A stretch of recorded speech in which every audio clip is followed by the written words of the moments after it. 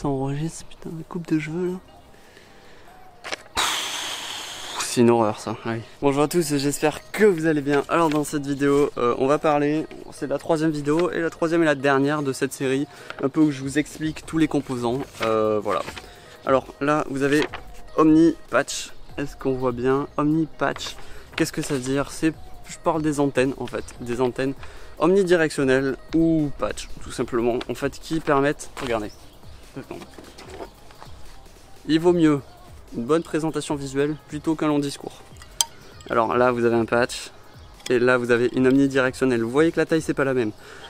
En gros ces lunettes, ces antennes, vous pouvez les mettre soit sur vos casques lunettes, soit sur vos quads. Le patch ça va être un peu compliqué, je vous le conseille vraiment pas sur votre quad. Donc on met toujours des omnis sur nos quads. Et en gros, qu'est-ce que ça fait une omni? Ça permet d'envoyer le signal vidéo s'il est accroché à votre VTX, que je vais en parler juste après. Ça permet d'envoyer votre émission, voilà, envoyer ou capter un signal tout autour en fait, tout autour, mis à part juste sur le pic, voilà. Donc tout autour, vous pouvez capter ou émettre un signal. Avec ça, vous pouvez capter ou émettre juste devant. En gros, là, si je dirige vers là-bas, je vais pouvoir capter mon quad. Ici, s'il va être derrière, je vais pouvoir capter parce qu'il y a quand même des réflexions avec les objets et tout, des signaux, mais beaucoup moins en gros. Alors l'avantage de ça, c'est que ça capte super bien en face. Et ça capte très bien un peu partout. Enfin bien un peu partout. Mais c'est pas excellent non plus. Donc ce qui est bien, c'est d'associer un et l'autre. Mis à part pour la race où ça peut être bien de mettre deux patchs. Un dirigé comme ça, un dirigé comme ça. Et ça permet d'avoir tout avec une superbe qualité. Je sais pas si je l'ai dit, mais en gros celui-là a moins de sensibilité que celui-là. Donc celui-là est très cool et celui-là est très cool. Chacun a ses avantages, chacun a ses inconvénients. Si vous débutez, que vous avez en gros qu'une antenne ou quoi, les omnis ça fait le taf, voilà. Vaut mieux avoir une omni qu'un patch si vous avez rien d'autre. Donc là, SMA, RP SMA, qu'est-ce que c'est ce truc? J'ai même pas regardé ce que ça veut dire. Donc vous voyez en fait, là je sais pas si vous voyez très bien, là il y a un trou et là il y a un trou aussi, donc je peux pas mettre les deux ensemble. Imaginons que c'est une omnidirectionnelle, je peux pas mettre les deux ensemble, donc il faut un trou, une tige dans un trou et ça fonctionne, voilà, avec un mâle et femelle. Du coup quand vous avez un masque ou quoi, vous voulez acheter une antenne, il faut vous assurer s'il vous faut des SMA ou RP SMA. Sur Banggood, ce qui est bien, c'est que à chaque fois sur les antennes, j'ai remarqué que vous avez une petite image qui dit ce que c'est SMA, ce que c'est RP SMA, donc vous pouvez choisir ce qu'il vous faut. Il y a des antennes qui envoient le signal vidéo dans ce sens et d'autres dans ce sens.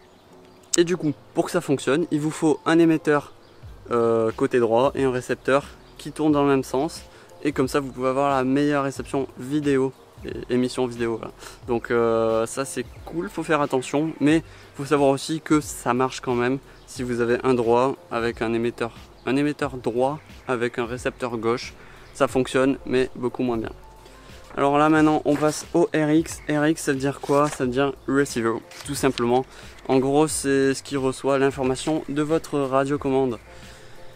Que dire de plus? Oui, ce qui est important de savoir, est-ce que j'ai eu beaucoup comme question, c'est est-ce qu'un récepteur FlySky peut fonctionner avec une radiocommande FrSky?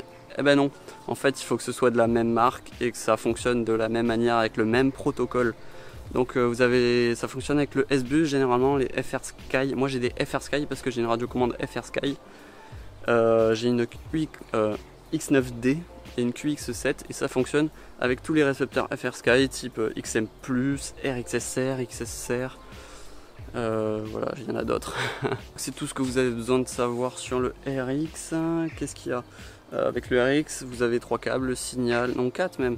Le signal, la masse, le plus, et aussi la télémétrie ou le RSSI, il me semble. Voilà, vous avez un des deux, ce qui vous permet de recevoir des informations venant de votre quad en vol, type voltage de la batterie, enfin les trucs comme ça directement sur votre radiocommande, ou voilà, ou régler les PID. Tout à l'heure je vous ai parlé du VTX. VTX c'est quoi? C'est Video Transmitter. C'est ce qui permet de prendre l'image de votre caméra FPV et de l'envoyer à votre masque FPV ou vos lunettes à travers une émission qui se fait par des antennes.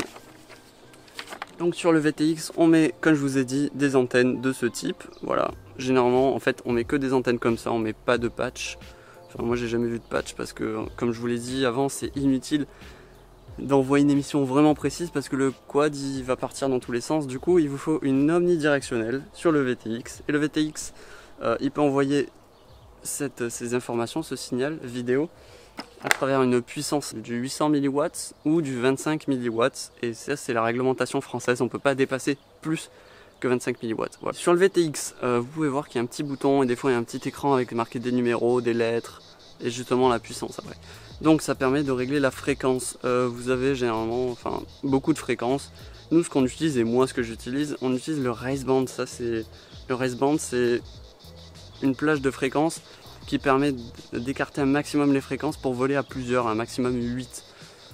En théorie c'est faisable, en pratique ça l'est moins de voler à 8, mais bon, si votre vidéo à chacun est vraiment clean, ça peut se faire. Les fréquences c'est du, voilà, je vous l'ai pas dit ça, c'est du 5,8 GHz. Chaque VTX vous avez une fréquence et cette fréquence va être captée par votre masque. Donc avec votre masque vous pouvez capter les images de vos potes qui sont en train de voler par exemple. Donc du coup si vous êtes sur la même fréquence et que vous branchez et qu'un pote est en train de voler, ça c'est pas bon du tout parce qu'il va voir votre image de votre quad au sol et il va perdre le contrôle et il va se casser la figure. Donc ça, faire super attention. Il y en a plein, ils m'ont demandé, mais comment on connecte notre quad à notre masque? Et bien tout simplement, c'est avec le VTX justement. Il faut régler la même fréquence sur le VTX que sur votre masque.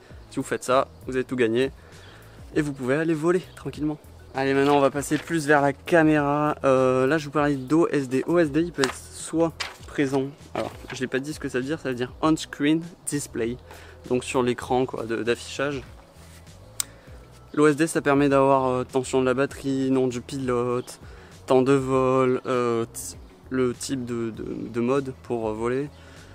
Plein de trucs comme ça, ce qui vous affiche à l'écran. Donc soit c'est paramétré sur votre caméra, il y a des caméras FPV qui ont des OSD, soit la majorité des gens, et moi aussi, programment l'OSD sur votre FC parce que c'est carrément pratique. Vous pouvez choisir ce que vous voulez dans le logiciel, le mettre où vous voulez.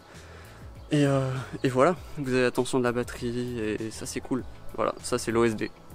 Et maintenant, je vais vous parler de FOV, en plus gros des caméras FPV. La FOV ça veut dire Field of View. Field of View, en gros votre caméra FPV c'est ça. Je me rapproche. En gros votre caméra FPV c'est ça. Ça c'est un format mini. Vous avez des formats classiques, des formats micro. Ce qui diffère généralement ça va être la taille de la lentille. Là sur les micros vous avez des petites lentilles, là vous avez des grosses lentilles. Bref, voilà. Sur ces lentilles, vous pouvez avoir le même FOV ou pas. Et en gros, le FOV c'est le Field of View, le champ de vision. Sur les GoPro vous avez un grand champ de vision. Et sur vos caméras classiques à la télévision, vous avez un petit champ de vision, enfin ou un classique on va dire, normal. Donc plus restreint. Vous avez une distance de focale. Cette distance de focale va définir le FOV. Donc par exemple un 1,8 mm de focale, ça va avoir un angle super grand et ça va peut-être 150 degrés je dirais à peu près. Et pour un 2,8 ou 2,5, ça va avoir un angle de 120 degrés, 110 degrés peut-être. Et voilà, un angle tout simplement plus petit. Donc qu'est-ce que je vous conseille vite fait? Moi je pense que 2,3 mm de focale c'est pas mal. Vous avez quand même un grand angle et ça déforme beaucoup, mais ça c'est volable on va dire. Ok, je crois que j'ai tout dit. En fait là je me rends compte que... Attendez, je vais vous montrer ça. Oh. J'ai toutes mes feuilles par terre. Donc voilà, c'est tout ce que je vous ai dit. Allez, donc je vais vous laisser là-dessus. J'espère que vous avez aimé cette vidéo. N'hésitez pas toujours à liker. Dites-moi si le décor vous a plu ou pas. S'il faut que je change, si vous préférez que ce soit à l'intérieur dans ma chambre ou à l'extérieur, les vidéos.